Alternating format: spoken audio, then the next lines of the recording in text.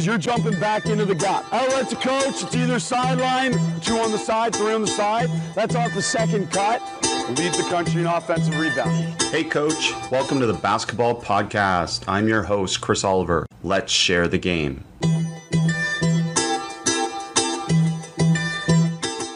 Hey coach, before we start the podcast, just wanted to let you know on May 8th to 10th, I will be partnering with NBA shooting coach Dave Love to put on an exclusive basketball coaching retreat we're calling the Art of Coaching Retreat.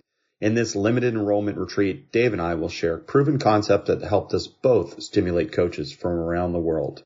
We will make this experience beneficial for coaches of all levels.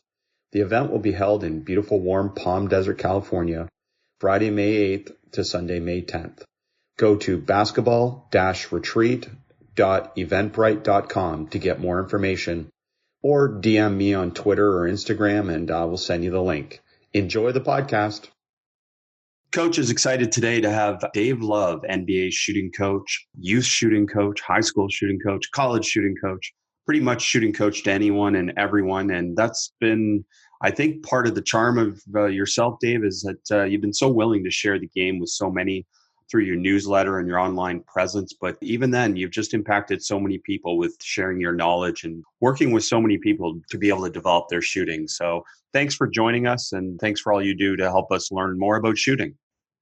Well, I appreciate that, Chris, and it's always a delight to chat with you, but I don't want to come across as an expert in all things shooting. The reality is what I do with the bulk of my clients, which are NBA clients, might be very different than what a youth coach does, and I think we can learn from both, but a youth coach shouldn't necessarily copy what I'm doing because there are important differences. They're developing players, and I'm really trying to change in a short term. So I'm excited to get your thoughts on kind of the things that you would do if you were in a situation similar to mine.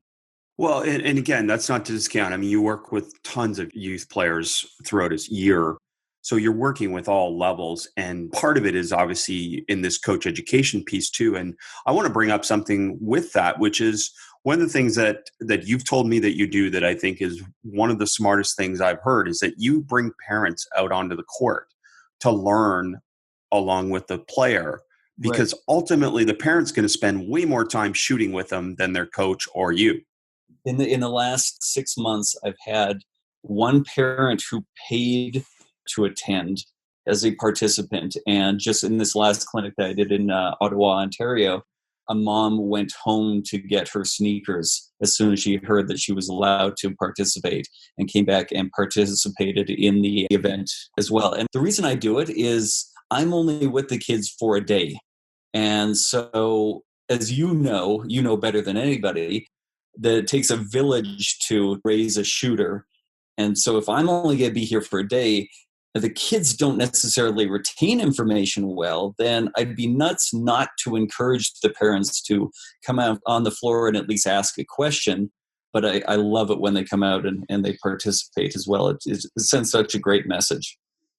Well, it brings up an interesting thing for me too, is that when I go places, we both have gone to Australia, for example. We go to Australia, we do a one-day session or something like that. It almost feels like you're leaving them hanging, because it's like you can only do so much in that shorter time, and you expose the player to all these things that may be a little bit outside their wheelhouse or new or a little bit different or whatever it may be, disruptive in some cases with my stuff, and then we leave. Right. So I love that. And for me, it's always trying to connect it back to it's even more important for the coaches that are there. And for you, it's absolutely the parents, isn't it? Right. And I teach the kids in the beginning, and I say this, almost one of the first things I say is, you're not going to become a better shooter today. That's not our goal. Our goal is to become a better shooting coach. And that really I'm teaching them how I isolate habits, what I'm looking for, and then how I use different layers to build up a new habit. And but hitting them right from the beginning that you're improving as a shooting coach today, and then you are the first client that you'll be working with, and the most important client that you'll be working with. So it's so much fun to go and do those events. And I try and provide a ton of bonus content at the end where I send videos of the 3 most important drills that I do. I send the notes that I wish kids had time to take. So a totally agree with what you're saying, that we're only there for a day, but then with technology, we're really able to kind of stay in the back of people's minds. And you do the same thing with the newsletter, that you're still providing the content moving forward, even though you aren't physically there. Well, that's great. And as coach educators, like, I love how you say that. I say it in the sense that I'm not here to help you become great. I'm here to help you become better. And those are very different things. And this is a good segue into shooting, which is ultimately you learn through struggle. And yet the goal of shooting is this perfection, this perfect technique for that individual. I'm not saying perfect technique for everyone, but that perfect technique for that individual. And then there's this dichotomy that exists because of that, which is this goal of perfection. But at the same time, you need to struggle to learn. So how do you blend that as a shooting coach? The way I do it is I really try to isolate a habit that is holding a player back. Identify the flaw that they have within their form that causes them to miss more than they make. And there is usually a physical thing. There's usually a technical part of their shot that for weak shooters is really holding them back. So it's then a matter of relearning almost like a closed skill in a closed environment. And I think this is what I've started to do really well over the last 7 or 8 years. And actually, you've been a big part of it, even though we haven't spent a ton of time together. The layering of the drill to learn to do that closed thing or get as close to that closed skill in the closed environment as you can in the open environment of the game. And you keep saying, like, if it doesn't translate to a game, then what's the point? And that's really what layering the drills for me is all about. It's just trying to get them to apply this new habit in that environment. Well, and I get this, and I may be, at one end of the spectrum. Sometimes coaches think I'm an extreme, and I don't think I'm an extreme at all. But I am trying to be extremely practical. So I'll give you an example of something that's really changed my mind. Is every coach I used to have, and I still see it a lot, and I'm not saying nothing is wrong, but I've started to think about this differently in terms of doing form reps, say 1 to 2 feet from the rim. Just thinking about shooting, you never shoot like that when you're that close to the rim. So essentially, based on all the literature and all the evidence-based stuff that I've dove into, like, it started to come back to me and think, basically, when now I put a player at 13 feet or 15 feet, even if it's on air, blocked, they have to relearn everything because it's a completely different perceptual concept that's happening, because all of a sudden they're shooting from a distance where they actually would use this technique. Whereas at the rim, as you know, we'd probably more likely shoot some type of layup, some type of push shot, some type of little fade, like not a traditional shot. Right. You thought about that in any way? I think a similar kind of thought that constantly goes through my head, which is, I think we teach form shooting poorly, that we make all these adjustments to form shooting to isolate the shooting hand and really teach one-handed motion, which, don't get me wrong, is what I try and do as well. But I try and do it from a game body position. And so the idea of tucking the hand behind the back, I like the idea, but it's just, what are you learning at that point? You're learning a different body position than what you're going to be in a game. Why not take that same idea of holding yourself accountable to not using your guide hand, but do it in the body position that you're going to be in when you're playing the game of basketball. So that's the first one that kind of. Okay, let's stop there, because I gotta reemphasize that for coaches. I could not agree more. Everyone who's listening right now, put your arm behind your back and tell me what you feel in your shoulder. It's a completely different feeling than you ever shoot from. So basically, you're removing them from the context in which they would shoot, and they have to relearn it. So skip that and just, do you go to offhand on the side, not touching? Is that what you do in terms of the positioning of it? I usually start at the set point. I think the set point is probably the most important position in shooting a basketball. That everything that happens beyond the set point, like the follow through and the wrist snap and the release, is so variant that we don't really control that very well, and we probably never will. But if we can be in control in the set point, then we have a narrower scope or a narrower focus as we're leaving. And then everything that happens before the set point is so fluid based on what's happening in a game. You're never going to get a perfect triple threat position, even though I do drill that. I do work on trying to get the bottom portion of the shot as narrow as possible, but that's wildly variant within the game. So I want everything to kind of peak around the set point, get that as correct as possible, and then allow for the variety that happens just within this violent shooting motion that occurs in a fraction of a second. So that's where I give a lot of my attention to, and I would take the non-shooting hand off at that point. I'd learn to take it off as I'm lifting to that, or not lifting to, but as I arrive at that point, once I start to incorporate more of a triple threat position. But almost every single drill that I do, taking the non-shooting hand off, even if it's just an eighth of an inch or a half centimeter, is a huge part of what I try and talk about, especially with youth players, because they don't do it well. So the set point, just define that for everyone. So it's the most important thing for you. Where do you mean the set point? The position kind of right around the forehead. Some people call it lift point. Some people call it shot pocket. There's so much variety in terminology that I learned the shot pocket, and I'm not saying this is correct. This is just what I learned. To me, when I was growing up, the shot pocket meant more triple threat position.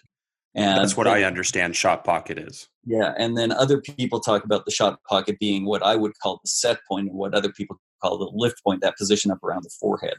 And that's, like, again, I'm not trying to say there is a correct terminology, and that's a big part of what I try and do with players. We invent our own terminology, and it doesn't really matter how I say things. It matters that we each know what we're talking about when we're speaking, and that however we're talking about it makes sense to the player.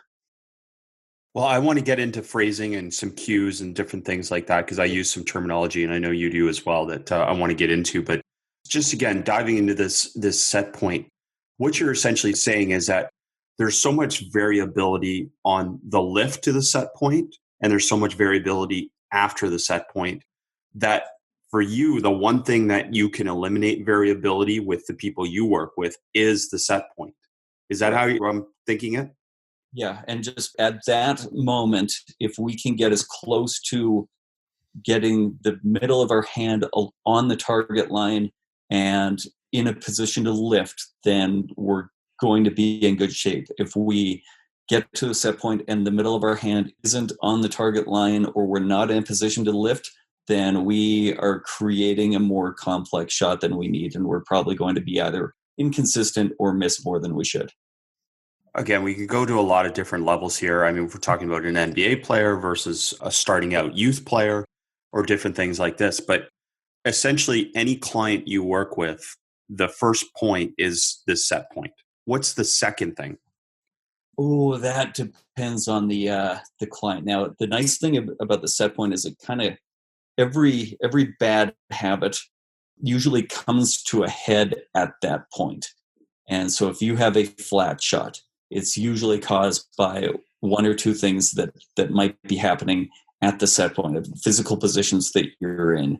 If you tend to use your non-shooting hand, it's usually another couple of things that would happen at the set point. Then generally, like with the majority of players, the next part would be probably balance. I think a lot of players really struggle most don't even understand beyond being able to regurgitate the answer. Why do we get our feet wide apart? Balance. Beyond that, most players don't really understand what that means. Even elite players, they don't really understand how their feet affect what happens in the shooting motion, and how your feet can simplify that. So I think generally that would be number two.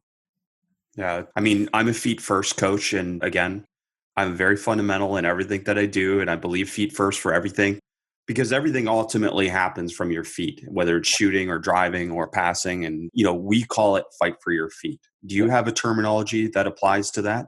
We call it fight for your feet mainly because we feel that, again, you use the word violent. We feel like this is a violent action And in fact, Newton's third law is action reaction. Drive your feet to the ground, you get energy back. And if you pause from that point, then you lose energy. Yeah. And that's why we would suggest our philosophy is 0 seconds, which is no pause. Right. No pause. And what do you use for the terminology? Something very, I don't even know that I put on the spot. I'm not even sure exactly what I say. And I try not to say the same thing with all the players, but if you say fight for your feet, I think I'd fight for your balance or fight for simplicity is kind of what I go to. And then I just, constantly asking players, like, when I say that, what do you think of? Like, and I had a great exchange with Tristan Thompson when he and I worked together, that I said to him something very similar of, I want you to try and be like a gymnast at the end of your shot. Like, try and imagine, how gymnasts, they finish the vault and they show off their balance with their arms extended up in the air. And that's what gymnasts do. Well, our version of that is to hold our follow through at the end. So try and think of a gymnast that and he listed off Dominique Dawes, who was a female American gymnast. And so from then on, our cue was never fight for your balance or fight for your feet or finish on balance or follow through. It was always Dominique Dawes. And I'm sure people going by would think that we are crazy with the different cues that we had. Like, if you walk past him, you hear the coach saying Dominique Dawes, and then the next thing is Grant Hill position. And then you'd have no idea what the heck we were talking about, but Tristan knew. Well, it's a key part about just terminology and phrasing is that it's an importance to the individual. They remember it more because you created importance for them. Right. And it's not their job to change the way they think to match our coaching. It's our job to change the way that we coach, phrase our coaching so that it makes sense to them. And at least on an individual level. With the team, maybe for the sake of simplicity, we need to go with one idea that everybody understands. But as individual, I've got different cues that mean the same thing for guys. Oh, that's great. That's outstanding. And that's obviously specificity of learning and specificity of training, which is so important. And just for follow through, we use sign your shot again to give that example of that would be the picture in the paper, that your signature of your shot is you're making the shot, you're making the big game shot, whatever it is, that's your signature. That's what's going to be the picture in the paper. Right. And the other valuable part about that is that it just gives an easy way for me to be able to segue for players and for you into this concept of holding your spot. Now, we know for most shooters, it's not truly hold your spot, but is this not one of the most common things you see is that, not holding your follow through, but mainly players moving before the shot is actually released or at the rim? Yeah, and it goes back to that lack of understanding. And now we're starting to get people who are actually teaching away from that, which I think is doing a disservice. But that's simply my opinion. Everything that I do, I try and get back to a free throw. That, okay, we make 90% of our free throws if we're an elite shooter because we're shooting from a reasonable distance where we don't need to create a lot of negative energy just to get the ball to the rim. We're shooting with enough time without a defender. And so within a game, if we can get as close to those habits as possible, and it's always a sliding scale, we're not going to be perfect, but as close to that as possible, we're going to become more accurate. And so the idea that, okay, from 24 feet away, you may need to jump a little bit forward to create energy towards the rim to get the ball to cover that distance. But just understand that in so doing, you've made the hoop a moving target. And those little variables that we add are exactly the reason why we miss from further out. It's not the distance. It's that the distance forces us to make changes to generate the power to cover the distance, and that those changes make our shot more difficult. And so we shouldn't be necessarily encouraging. They may be realistic, but we shouldn't be encouraging those changes. We should be trying to limit them as much as possible. Don't rotate your body. Yes, it generates more power, but it generates more power to the left if you're a right-handed shooter. We don't want to generate power to the left. We want to generate power straight. We don't want to jump forward because that means the hoop is moving closer to you, and you're having to now calculate the distance of the shot with a much more elaborate equation. Keep it as simple as possible. And I give the analogy to kids all the time. Like, do you throw a football and move sideways or backwards or forwards after you throw a football? Like a baseball? Like, obviously, especially the one going backwards has always puzzled me. That and yeah, I get it. It's cool. You try and emulate. So certainly what some players do, maybe in the NBA or the WNBA, but you don't throw a football and move backwards. It's the rotation one that really puzzles me. How does rotating your body, if we had a catapult, would you rotate the catapult as you were firing the boulder to make it more accurate? Does that make, and I always go back to, if it was more accurate to do that, wouldn't we do it on free throws? If it was more accurate to jump backwards, wouldn't we do that when we shot free throws? But we don't. No, I love that, coming back to the free throw. That just makes sense and helps people understand. And the other myth that I want to talk about a little bit is, like, every parent in the stand and some coaches yelling to kids to follow their shot after they shoot. Right. What are your thoughts? Well, I get the extreme. I'm sure you see this in clinics all the time. You get every third clinic, there'll be the kid who has been told that so many times that they shoot the ball, and that almost the instant the ball has left their hand, they're in a full sprint to go try and rebound their miss, and trying to settle them down that, hey, if you finish the shooting motion in a simple way, there's a really good chance you're not going to need to follow your shot because it's a bucket. So finish the shooting motion, and then you can worry about what your next job is. And a lot of times for the shooter, the best thing to do is just stay right where you are, because chances are the highest percentage rebound is probably coming right back to you. I mean, it may only be 8% of the time, but that might be the highest number of all the odds, all the possibilities, the ball coming back or going somewhere. I'll simplify it even more. It's like, as a coach, I'm like, and this comes back to mindset, which I want to get into with you, but look, there's 4 other players on the floor that can worry about transition defense. There's 4 other players on the floor that can worry about offensive rebounding.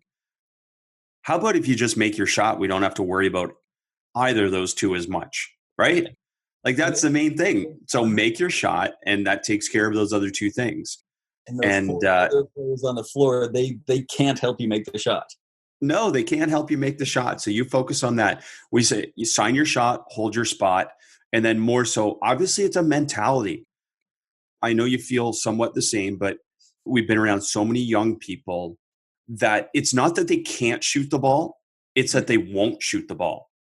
And to me, that is the biggest, travesty is maybe a strong word, but the biggest struggle I see in watching youth coaching and youth development is how many players won't shoot. They won't shoot when they're open. They won't shoot at all. And that is such a limiting thing. Yeah, what we need to understand, I think, as coaches, is the difference between development and whatever the NBA idea of execution. Like, my job is more to not even necessarily develop, to change. What you're doing to this point hasn't worked. We need to change quickly in the short term. Whereas an 11, 12, 13-year-old, they have years to develop. And we can't necessarily try to change them in that instant because they may not be physically strong enough to do the quote-unquote correct thing anyways. So it's a long-term goal, and telling a player at 10, 11, 12 years old, you can't shoot, puts a stamp on them that they might carry with them for the rest of their lives and probably won't be true. So develop shooters, develop the confidence, and develop the skills. Skill equals confidence. I mean, without skill, you're not going to be confident. But I do think the one thing that changes that is this mindset of shooting. And I am now 100% probably in on this for youth players, having a daughter that's 8 now. Just saying, I don't care if you can make the shot. If you're open, shoot. Because in the next 10 years, that mindset of shooting when you're open will be more valuable than whether she makes or misses the shot now. And I would do that for the whole team of players if she plays on a team. to be able to build that mindset. Because who cares if they were making shots? Who cares if we're winning? What matters is mindset. And there's so many kids that are crippled in the game and probably drop out of the game and aren't retained in the game because all they do all game is defend and pass. Right. I don't know about you, but that wasn't my idea of fun. Yeah. And especially with young girls, if I can make a vast generalization, that they tend to be a little bit more worried about the outcome and afraid of the negative outcome. And we need to teach them that, it's, especially at a high level, it's so hard to get open shots, that if we get an open shot for our team and you still won't shoot it, then that is far worse than you having shot it and missed. And that missing is the reality. Like, you're going to miss. So don't be afraid. You're going to miss shots. Don't be afraid of that. Work for an open shot, shoot it the best that you can, live with the result. I texted this to a player that I'm still close with and I talk with, and they're talking about their confidence and all this stuff. And I just said, it's easy to say, this is me saying, it's easy to say, but you miss the shots you don't take, which is obvious. And you miss shots you try and make. Like, this concept of trying so hard to make a shot debilitates players as they move up in levels, right? Like, even good shooters, and I would consider this player a very good shooter, but right. Sometimes they're just trying so hard to make shots that they don't make shots. And it's really the Zen kind of state that you're the best version of yourself as a shooter.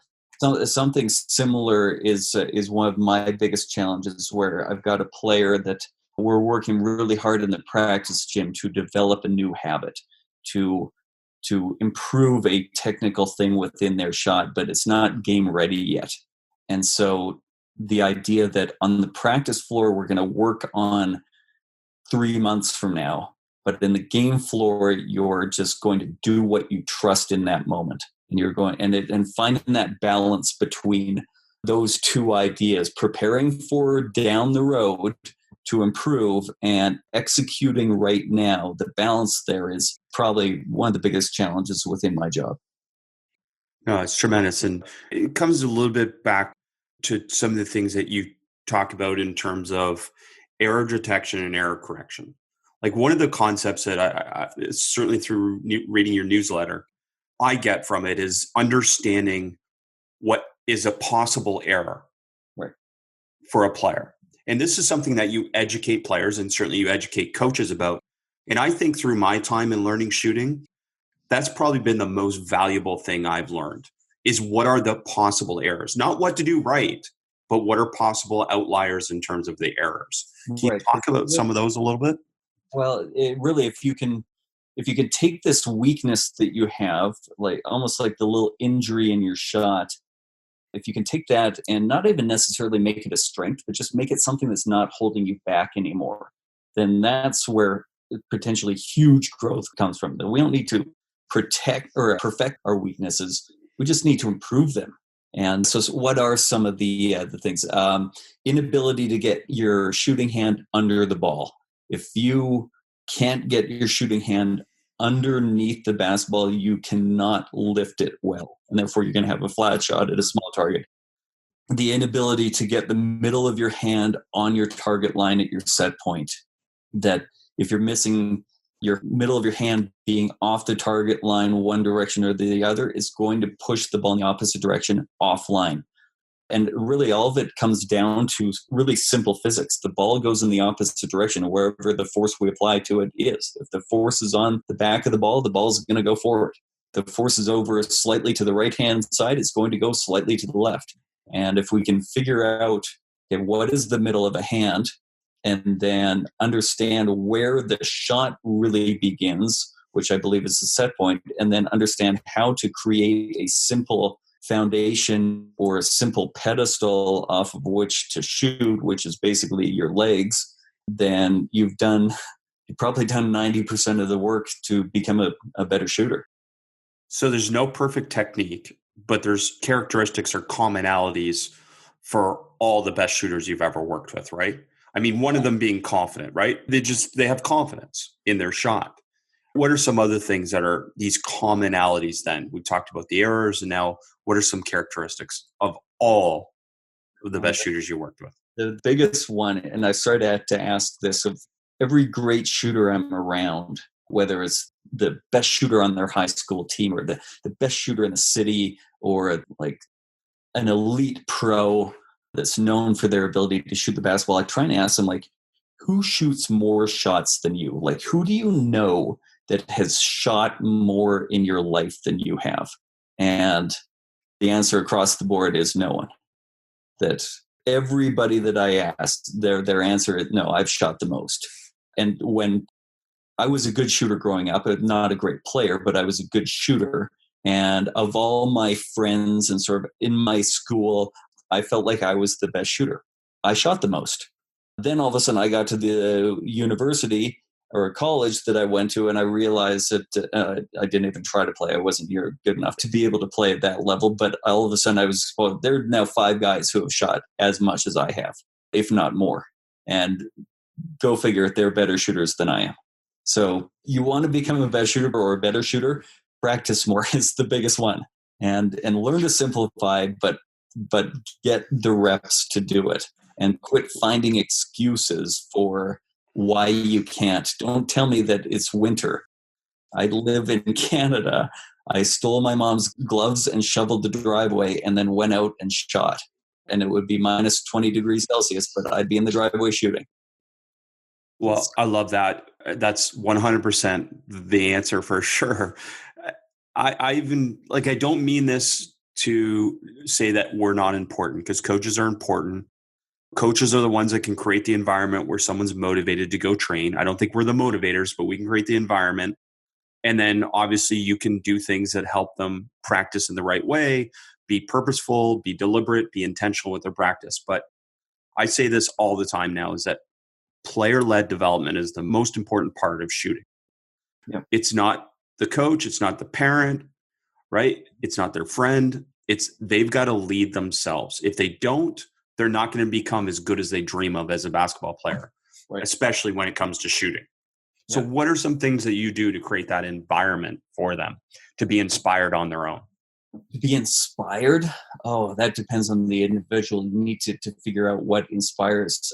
That is it playing at the next level? Is it making more money? And there's, like, I said that once on Twitter that or maybe through my newsletter, that I mentioned to a player that, if he could just add a jump shot, like just be able to make and this was about 7 or 8 years ago that I said this to the player. So the game was a little different. Like, if you could just add an elbow jumper, an open elbow jumper, you become akin to this player. He makes 10 times the amount of money. And all of a sudden that player was invested and made the change and improved dramatically. And the coach sort of said, well, money shouldn't be the motivating factor. Yeah, maybe not. But for that player, it was. And that's fine. It really doesn't matter what the motivating factor is. But as coaches, we have to find what motivates them and not assume that it's the altruistic thing and not assume that it's the same thing that we necessarily are pulling towards. But if it gets them fired up and it gets them working, then great, use it. I'm trying to think of what. Well, no, that's great, Coach, because again, like we talk about extrinsic or intrinsic feedback or intrinsic or extrinsic motivation. And I think I relate it to people. I mean, certainly I can reference this from a male perspective, but when my guys start lifting weights, one of the most important things was telling them, hey, you're looking better. Yeah. Like, it's completely superficial, right? But I wanted to connect the fact that, hey, you're lifting weights, it's making a difference. And then what we started to do in practice was connect and say, hey, listen, all that weight training you're doing, hey, now look, you get this one touch advantage, or you're able to do this physically that you couldn't do before, and you're connecting it to the game and hopefully bringing it more intrinsic. But a lot of times everything starts extrinsic. Right. And financially, that's got to be a part of it at the pro level. Right. And there's nothing wrong with it. That if it leads you towards getting the result, then why is it bad? And the result, it's like baseball is the most selfish game that we could play. Everything that we do a baseball player does is selfish to help the team. so is it really selfish if you getting on base helps the team, you drawing a walk, you getting hit by a pitch, yes, it increases your batting average, and now you're on base. Fantastic. Well, selfishness is positive for player development. Right. And I frame that to players too, because like you just said, look, when you develop as a player, it's selfish time. It's you getting as good as you can individually get. So when you go back to the team setting, now the coach has more options to use you, or you have more ability to be able to impact the game, whatever it is. And it's okay to say that, I think, to kids, because that frames it as saying you are getting direct benefit from this. Right. Absolutely. Now, I want to ask you a couple of questions. You have been important in my development as a coach in understanding and challenging the closed skill in the closed environment, but this isn't a closed environment. A game isn't a closed environment. And you and I had a conversation several months ago where you said, hey, like Dave, I do a lot of block practice. And that was huge for me to understand that even though you're viewed as being at one end of the spectrum as far as the game's approach and decision training, that you still value that as a tool. Am I on the right track, or have I missed the mark on that?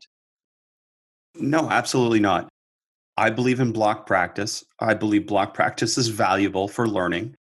My main thing with block practice is just that I'm not going to stay there, and I'm not going to predetermine what the learner needs to learn. Right. And I think too often we as coaches are great planners, as individual or team coaches. We plan in advance the session, and then we go out there and we follow this script of block to random or block to the game or on air to the game. And my main part with people is to start with the end and then figure out where you've got to go from there. And I would do that when I'm thinking about the players that I've worked with from a shooting perspective. That's exactly how I would frame it. I would start with them shooting in more of a game context, might be using BDT shooting, hands up, hands down, different types of cues, because I wanted to represent more how they shoot in a game to see functionally what I needed to go back to. And then I can go back from there, and then I can go block it and work on refinement. So does that make sense? Yeah, I want to go a little deeper if you're okay with it. I want to give you a sort of, as best I can, an example of how you would handle it. You've got a player who constantly misses right because they're pushing with their left hand, their guide hand. And so that guide hand is pushing the ball off to the right consistently. How do you go through that process now that you've identified that being the reason why they miss? Well, in this day and age, we would video, and we would use video to show them initially what we're going to correct. Because again, they can take my word for it.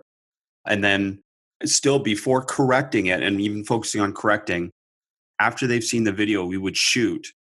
And I would say, can you feel that? Do you sense what we're talking about? Because ultimately, I think so much of shooting and changing a shooting shot and any type of motor behavior comes back to the feel of the individual. And I'm sure that's something you've experienced in your time. I can say when I was younger, everyone I worked with was shooting. When I was younger, going to camps, used to always tell me that my elbow had to be in. And then I felt a lot of tension in my shoulder, and that didn't feel right. So there was a good place for my elbow and a bad place. So what we try and always come back to with what I'm saying, working with players, is that feel part.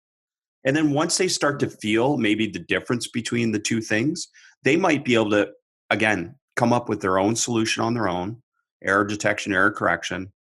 And then we would go to the block reps.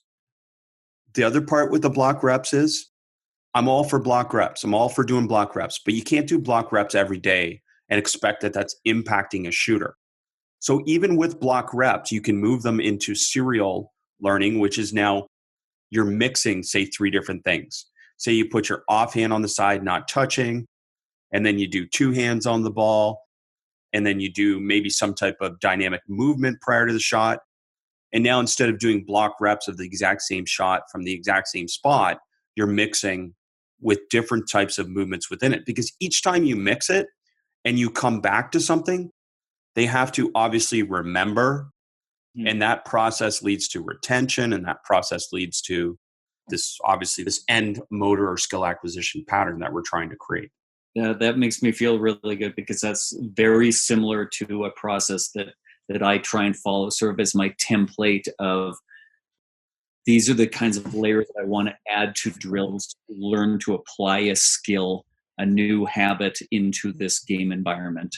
And so I, over the last 2 years, sort of start to wonder, am I using too much block practice? And then started to learn from you that what I viewed as block practice, I was making random. That by alternating between 3 different drills and learning to apply this habit in all 3 of those settings, that I thought I was doing block practice, but in fact I wasn't. So thank you for making me a better coach. Well, I hope so. But we've done that for each other over the years, I know. But let's stay on this path because I like it a little bit. So some of the common mistakes that I might say I see coaches doing when they're teaching shooting would be the player shoots from the same spot over and over again, even if it's a form shot.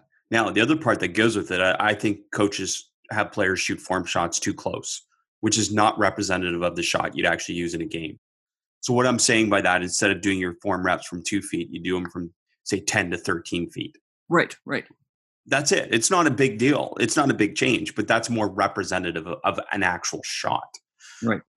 Same spot is easy to change, right? You just vary the location. Even if you're doing form shots 2 feet from the basket, I just say to players, wherever the ball falls, shoot from there next. Right.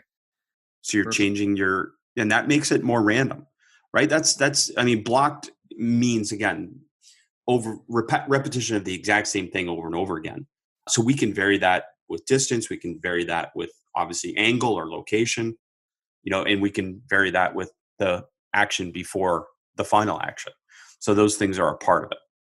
You and I are going to see each other in May, and one of the things I'm most excited to see is just the layers or the ways in which you add the decisions. I know and this is really only as far as I've gone with it, is the most basic of hands up, drive it, hands down, shoot it, and then adding in, I'm going to give you a hand up, but the other hand pointing in a direction.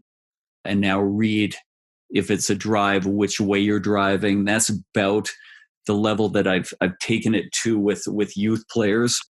And one of the most exciting things that one of the things I'm most excited to learn when we spend time together in May.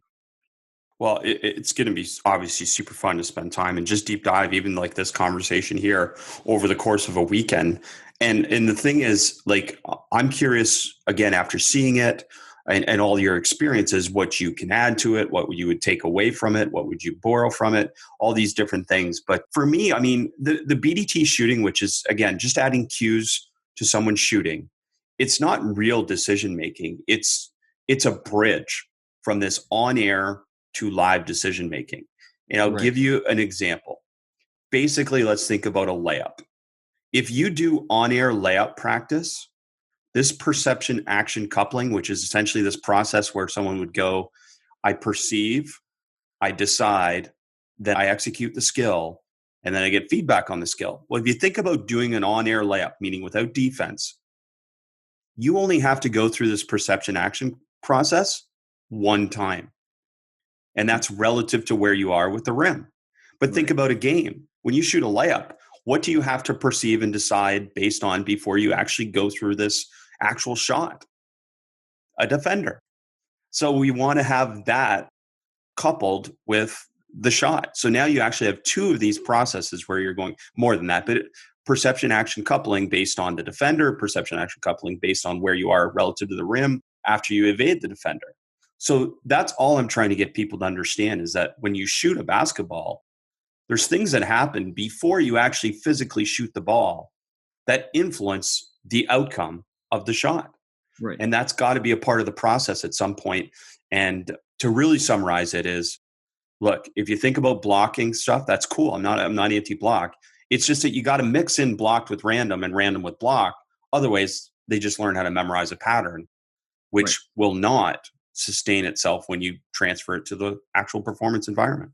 Right. And that's, you talk about your bridge, and I talk about stepping stones, that all these, kids always, especially on Instagram, they always want to know the magic drill. Hey coach, can you give me the drill for this? Well, if I give you one drill for that habit, all you do is you get good at that drill. And so what I try and do is I try and provide a progression of drills to lead you from whatever level we need to drop it down to you for you to change your habits, like whatever layers we need to strip away or however we need to isolate this new habit to do it differently, and then add in layers to learn to bridge or take stepping stones towards executing this new habit in a game environment. That growth for me as a coach has, again, come from you. I don't mean to blow smoke this entire podcast, but Coach, it's more than me. But anyways, what I love about what you just said is it comes back full circle to what you said is the most important commonality of all the best shooters you've ever worked with, which is they shoot more. Right. So the drill is shoot more. Like, again, I'm not obsessed with how people shoot more as much as that they shoot representative of the game at some point, because that's ultimately what we know will transfer. But yeah, listen, hey, one thing I say, one of the, again, problems I see in coaching, especially coaching and shooting, is coaches giving too many interventions to players. I wish you could see how violently I was nodding my head right now. I can't remember if you and I have talked about this, but I don't think so. I like to go to the driving. I'm a golf fan. And when I go to the driving range, I try to see if anybody's giving a lesson. And I'll just try and stand near the lesson, like get my stall near theirs to listen in. And not so much because I want to improve as a golfer, because I want to learn how they're coaching. And there was a guy that was giving a lesson to a middle-aged woman. And with every swing, he gave her a new piece of feedback. Well, on that swing, you did this. And then she would take a new swing trying to change that habit. Well, and on that swing, you did this, and give her a new piece to work. And on that swing, you did this. And she never got more than one rep to work on anything before she got the new piece of feedback. And I learned in that moment, shut up and let a player figure it out. And sometimes I'll need to jump in and say, I know the result was horrible there, but you actually did the technical thing better. You're just not good at it yet. Don't judge by the result. That was a good shot. And I might have to jump in and say that, but I try and give, especially early on in the process, players the time to just kind of figure it out. They're not good at this thing, so they're not going to be good at it after 2 reps. Let them have the time to actually get good before you start criticizing or adding more feedback. It's such a good example. And I get it somewhat that people feel silence is not doing your job. Right. But we know that it's actually doing your job better. I mean, because then a player gets to think, or the golfer gets to think about, hey, and this is where you can ask questions to cue thinking. And this is how I would coach shooting. It's like, hey, what did you feel there? What did you feel went wrong? Or what did you feel was good? And you just cue them to think about what they're doing. Because ultimately, again, you're trying to get them these error detector, error corrector. I mean, it's more valuable that they know how to correct it than we do. I had an experience where in my time in Orlando, we hired a new head coach, and I'd been working with a particular player for over a year at that point. So we knew each other. We knew, as a coach and a shooting coach and a player, the two of us knew each other so well. I didn't have to say anything. He knew what I was looking at based on where I was standing on the floor. So I could give feedback just by moving behind him or moving to his shooting hand side. And he knew, because we had had so many conversations, what I was looking for and what he needed to do. And this head coach sat watching our 45-minute workout, and I think I only said 5 words. Like, I might give a reminder, hey, feet, guide hand, like just really simple cues every 25 shots, just as a reminder And I felt like, geez, he's going to think I'm not really coaching. But all the coaching had been done over the year to that point. And so it's not about the number of words we use. Well, it's tremendous. And I can't even remember who said it, but Tiger Woods needs a swing coach. Like, think about one of the greatest golfers in history needs a swing coach. Right. Like, everyone needs reminders. Everyone needs it. But it's like you just said, it's commenting on the outlier. It's not constantly communicating, because constant guidance and too much information definitely can slow down the learning process and hinder the learning process for certainly new learners, because they're going to be way overthinking things and complicating things. So such great stuff in terms of that. But finish on this, you just reminded me of something that I'll say that I love, and that is, I don't coach the mistake, I coach the habit. So if you shoot one shot and you make a mistake, I'm not going to say a word. The game is full of mistakes, and we're going to make some of our mistakes. So let's not worry about the mistake that happens every once in a while. Let's worry about the habit that's happening all the time. And if you're working on the habit, but you made a mistake, I'll deal with it. Like, that's our reality. So don't get hung up on, you're working on this, but then they do that one thing once. Don't stress that. Work on the habit that's holding them back consistently. That's great. I mean, 8 out of 10 times wrong, you got to coach it. Right. 1 or 2 times out of 10 wrong, that's just an outlier. Yeah. And that's learning, right? That's relatively permanent change in behavior. That's what that means. It's a permanent change in behavior. It means you're doing it right most of the time, but not all the time. Because as we know, there's no perfect in shooting. Exactly. Unfortunately. Chris, thank you for the time here, and I can't wait to spend some time with you in person. I look forward to that as well. And thank you, Coach, and have safe travels. We'll talk to you again. Thanks, buddy. You take care. To find out more about Coach and all we spoke about today, please take a look at the show notes for today's episode. I love to share the game and have basketball coaching conversations, so connect with me on social media. You can find all my social media information and all your membership, clinic, and consulting needs at basketballimmersion.com. That concludes today's episode. I know there are so many podcasts out there. Thank you for taking the time to listen to the Basketball Podcast with me, your host, Chris Oliver. Please subscribe and share the podcast with your friends and colleagues so that we can keep bringing you the best of what's out there and share the game.